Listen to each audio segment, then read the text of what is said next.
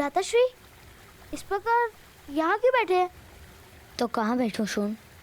चलिए, क्या आपको पता नहीं यहाँ पिशाच आते हैं? अब मुझे पिशाच से कोई भय नहीं। वैसे भी मेरी मृत्यु होने वाली है। माता ने उचित कहा है, दिव्य का स्थान देवलोक में ही होता है। पर माता का क्रोध तो कल तक उतर जाएगा। नहीं शून, ताऊ ने कहा था यदि किसी वस्तु से प्रकाश निकले तो वे दिव्य होती है। और मेरे शरीर से भी प्रकाश निकलता है। आपके शरीर में से कहाँ प्रकाश निकलता है? दिखाइए। ऐसे नहीं निकलता, किंतु जब मैं पर्वत से गिरता हूँ तब पूरे शरीर से प्रकाश निकलता है। अवश्य मेरी मृत्यु अब निकट है, उससे मुझे कोई हानि नहीं होती। तो दिखाइए। मृत्यु? अरे नहीं, प्रकाश। चलो दिखाता हूँ।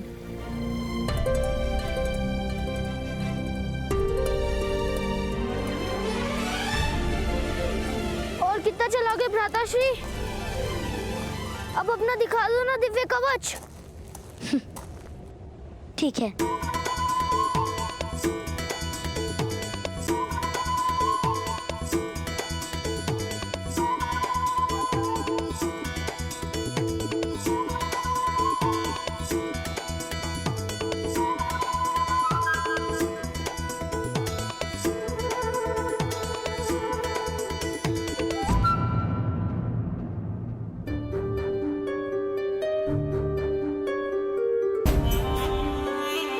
आश्चर्य है, अब कवच नहीं निकल रहा।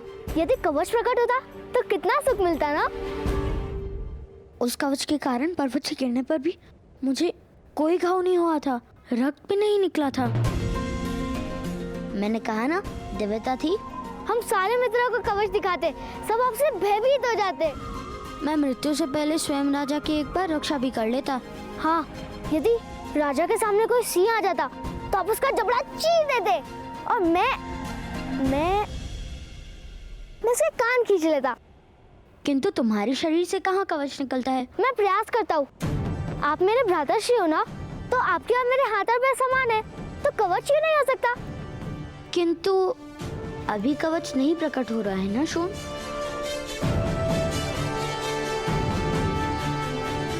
संभवतः पर्वत से गिरने पर प्रकट हो। मैं प्रयास करता हूँ। नहीं शून, ठहरो, ऐसा साहस करना उचित नहीं।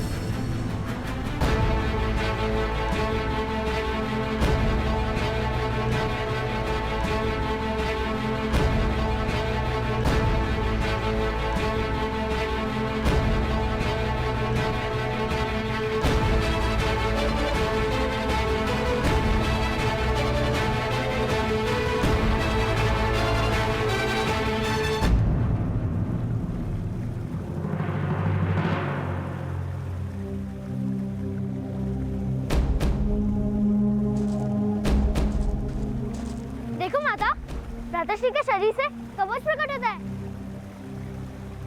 और आपने देखा वो पत्थर भी कैसे टूट गया। किंतु मुझे और मेरे भ्राताश्री को कोई हानि नहीं हुई।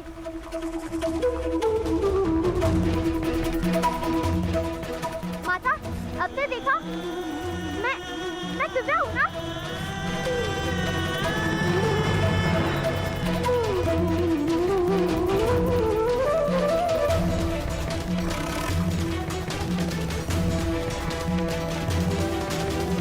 अंदर रखना,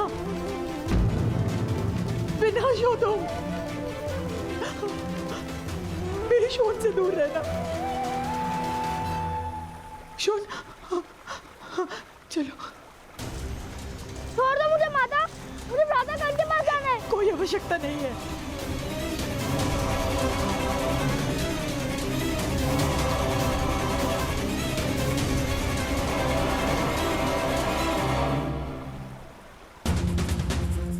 भ्राता गण दिव्य है माता, क्या आपने उनको दिव्य कवच नहीं देखा? अब हमें कोई हानि नहीं होगी। गण स्वयं हानि है शोन। यदि तुम उसके साथ रहे तो तुम पर भी विपदा पड़ेगी। तुम क्यों नहीं समझ रहे हो शोन? कर्ण का कवच केवल उसी की रक्षा कर सकता है, किंतु वो हम सबके लिए मृत्यु का कारण बनेगा।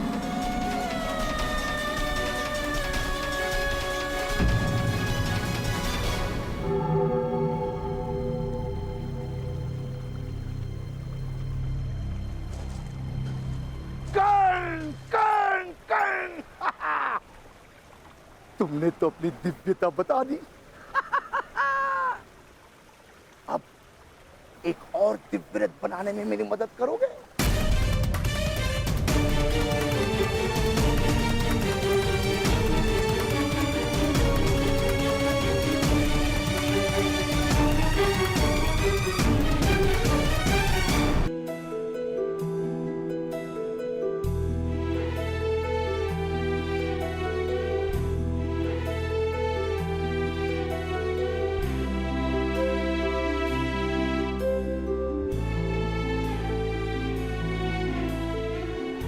मेरी दिव्यता माता के लिए क्रोध का कारण क्यों बन गई था? या!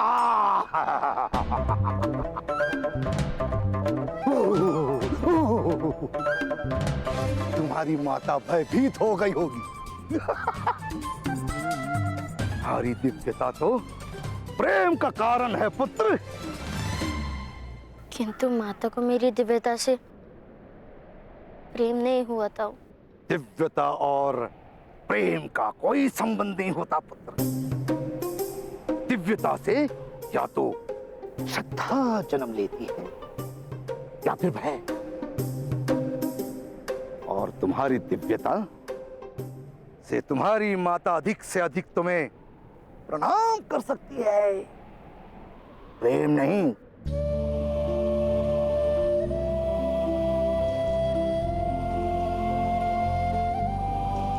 माता से प्रणाम की अपेक्षा किस बालक को होती है ताऊ? मुझे माता के प्रेम की आवश्यकता है। क्या माता मुझे कभी प्रेम नहीं करेंगी?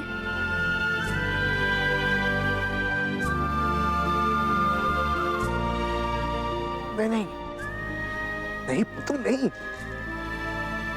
ऐसा नहीं है। तुम्हारी माता तुमसे बहुत प्रेम करती है।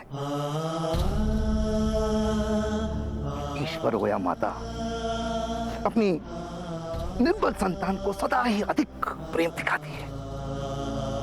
और शून में तुम जैसा चमत्कारियां तो है नहीं, शक्तियां तो है नहीं। बस इसी कारण तुम्हारी माता शून पर अधिक ध्यान देती है।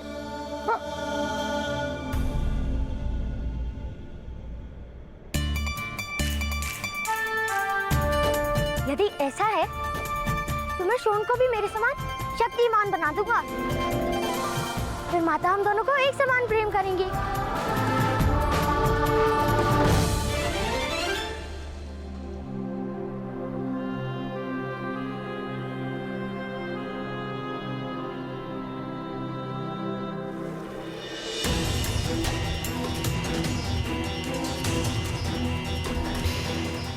भगवान ने राजकुमारी को आश्वासन दिया था कि वो सदैव अपने पुत्र की रक्षा करेंगे। यही कारण है कि इस बालक के पास दिव्य कवच तथा कुंडल है। आपका पुत्र बहुत तेजस्वी है। ऐसा बालक तो किसी महान राज्य का सम्राट हो सकता था।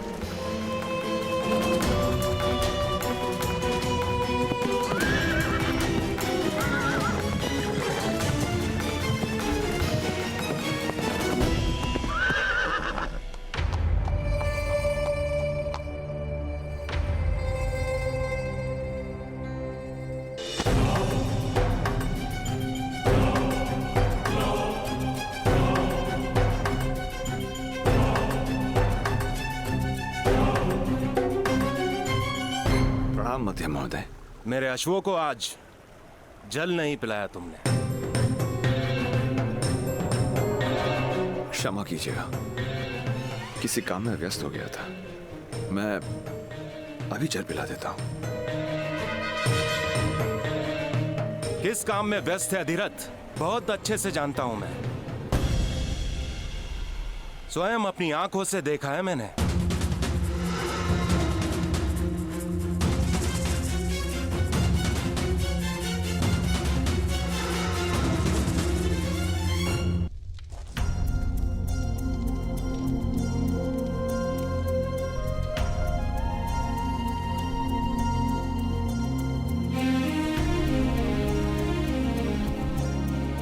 पहले खा लो।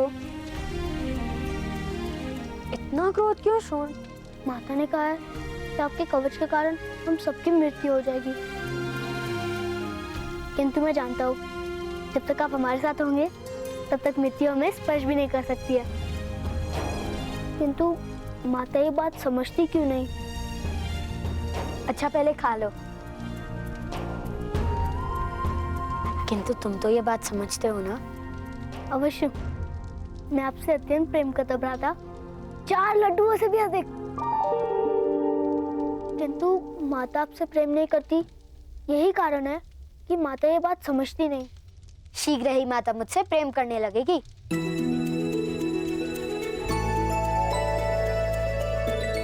मैंने माता का प्रेम पाने का मार्ग ढूंढ लिया है। अपने पुत्र को रोको, अन्यथा चिंता के स्थान पर भय और भय के स्थान पर दुख होगा। अपने पुत्र की दिव्यता के ढोंग का अंत करो। किंतु महोदय, कर्ण वास्तव में दिव्य है। उसकी दिव्यता ईश्वर का प्रसाद है। उसको गुप्त किस प्रकार रखा जा सकता है? सूतों को दिव्यता की अनुमति नहीं है।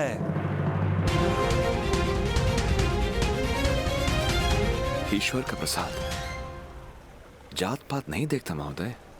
यदि ईश्वर का प्रसाद है तो उसे मंदिर में बिठाओ और गर्भगृह का द्वार बंद कर दो, तब उसका नमन किया जाएगा।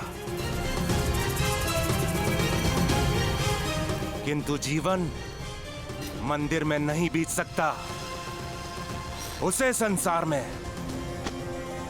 आना ही पड़ेगा। और जिस दिन वो समाज के मध्य आया, उस दिन उस पर जात पात का बंधन अवश्य होगा।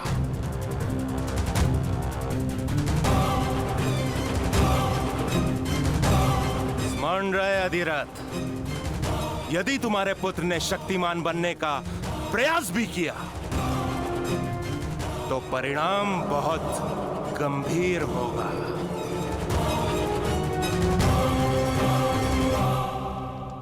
हाँ, मैं तुम्हें भी अपनी भांति महान धनुर्धर बना दूंगा। उसके पश्चात माता का प्रेम मुझे भी प्राप्त होगा।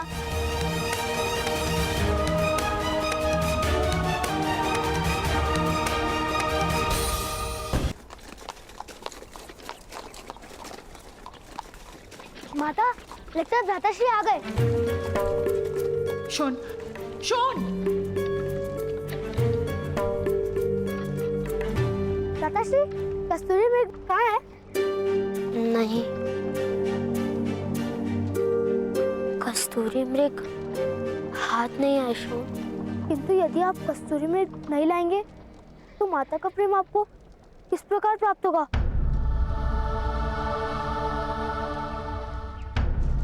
अरे कस्तूरी मृग तो स्वयं आएगा। अब तो तुम्हारे भ्राता महारानी कुंती और महाराजा पांडु के मित्र हैं। कस्तूरी मृग क्या, अब तो स्वर्ण का कस्तूरी मृग आएगा। चलो भीतर चलो। पता है सुन, महारानी ने तुम्हारे भ्राता कर्ण को अपनी अंगूठी दी है। अब तो तुम्हारी माता ने यदि कर्ण को प्रेम नहीं दिया तो दरिद्र रह जाएंगी और पछताएंगी। आर्या, जेठ जी से कहिए कि कुंती बोझ का राजसारथी एक छोटे से गांव में छोटे छोटे रथ बनाकर पूरे वर्ष में केवल 2 सुवर्ण मुद्रा प्राप्त करते हैं। इससे अधिक दरिद्रता और क्या आएगी।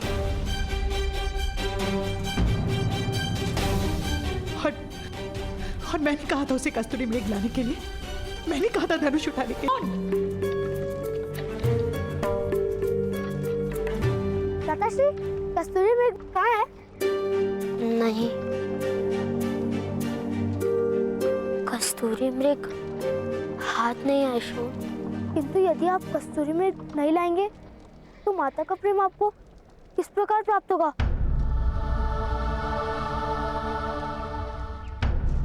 अरे कस्तूरी मृग तो स्वयं आएगा। अब तो तुम्हारे भ्राता महारानी कुंती और महाराजा पांडु के मित्र हैं। कस्तूरी मृग क्या, अब तो स्वर्ण का कस्तूरी मृग आएगा।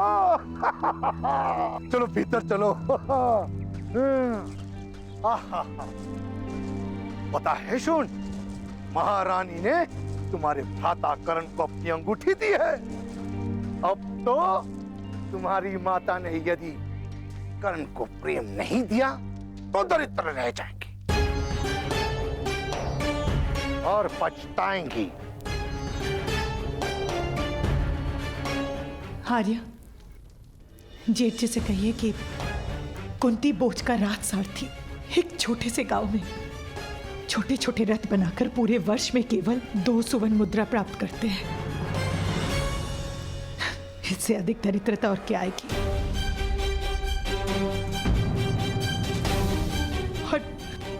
और मैंने कहा था उसे कस्तूरी मृग लाने के लिए, मैंने कहा था धनुष उठाने के लिए। तो फिर उसकी मूर्खता का दंड मुझे क्यों मिल रहा है? संतान की मूर्खता का दोष और संतान की सफलता के लिए प्रशंसा दोनों माता को ही मिलते हैं। यदि तुम कर्ण जैसे चमत्कारिक और दिव्य बालक को अपनाओगी तो प्रशंसा तले डूब जाओगी, गर्व से फूल ही नहीं समाओगी। मुझे किसी की प्रशंसा की कोई आवश्यकता नहीं है।